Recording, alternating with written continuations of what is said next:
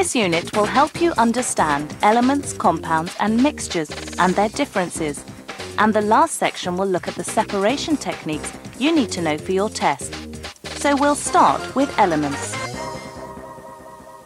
All materials, everything around us, are made up of chemicals and can be classified as either living or non-living, ranging from complex structures like ourselves and this plant to what look like simpler things like paper and plastic.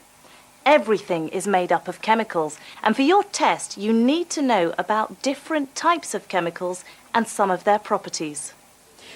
Chemicals aren't just things you find in labs. Everything around you is made up of chemicals. This cake is made from all these ingredients. But what are the ingredients made out of?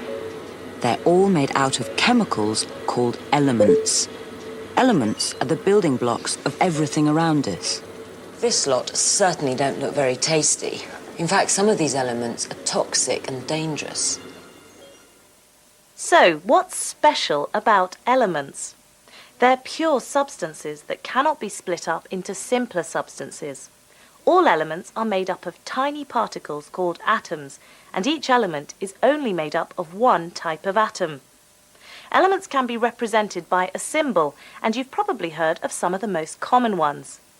N for nitrogen, O for oxygen, Fe for iron, Hg for mercury, S for sulfur, Cu for copper, and C for carbon. At room temperature, elements can be solid, liquid or gas, so that the elements nitrogen and oxygen, gases, look very different from the elements copper and carbon, solids.